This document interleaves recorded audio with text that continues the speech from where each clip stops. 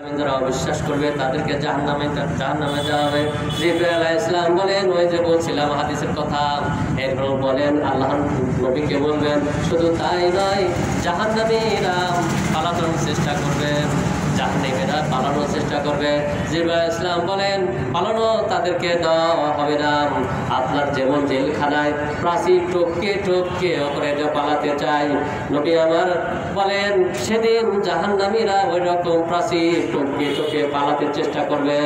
আর কিন্তু হযরত জিবরাইল আলাইহিস সালাম এবার নবীকে বলেন, তখন কিন্তু তারা ক্যারাপ্ট হয়ে যাবে, তারা তখন আপনার অ্যারেস্টেড হয়ে যাবে, তারা তখন আল্লাহর কাছে বন্দী হয়ে যাবে, তারা আর কখনো সে জাহান্নাম থেকে পালাতে পারবে না।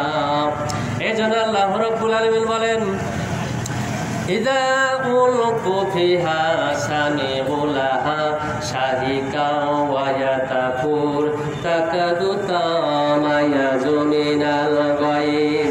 জাহান্নামের আগুনগুলো যখন জাহান্নামে দেওয়া হবে, তখন ওই জাহান্নামের আগুনগুলো ফুলকি বেগে বেগে রাগে রাগে তখন জাহান্নামের দিকে পড়তে থাকবে। দাও, আল্লাহকে বলবে, আল্লাহ তুমি জাহান্নামীদেরকে আরো দাও, আমরা পুড়ে একদম ভস্ম হয়ে যাব।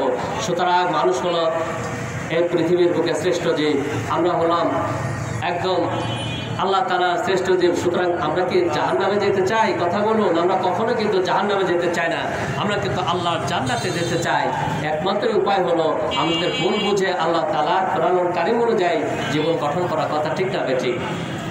এরপরে ভাইরা আমার, আল্লাহ রাব্বুল আলামিন কোরআনুল কারীমের মধ্যে তাই বলেন, জাহান্নামগুলোর আগে ডর করবে আর বলবে, আল্লাহ তাআলা জাহান্নামীদেরকে আমাদের কাছে দিন, আমরা তাদেরকে পুড়িয়ে খেয়ে ফেলবো, শেষ করে দেব। জাহান্নামীরা বলবে, আল্লাহ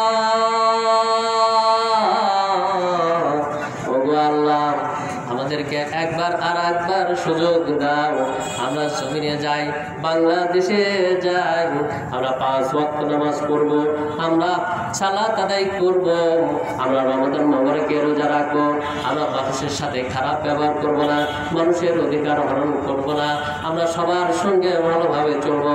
আল্লাহ বলবেন, না না বান্দা, তোমাদেরকে আমি আল্লাহ আর সুযোগ দিতে পারি না। কথা ঠিক না বেঠিক? সুতরাং এই জমিন হলো ক্ষণস্থায়ী আসন, এই ক্ষণস্থায়ী জীবনে আমরা আমল করার চেষ্টা করি। কথা ঠিক না বেঠিক?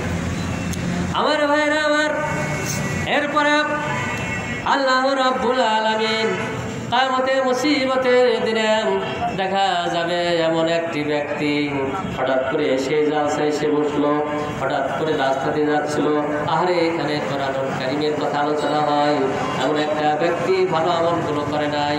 রব্বুল আলামিন সাহাবেদেরকে বলবে, কে এমন আসরে দেখো তো তার আমলনামায় একটি ছোট্ট আমল আছে নাকি।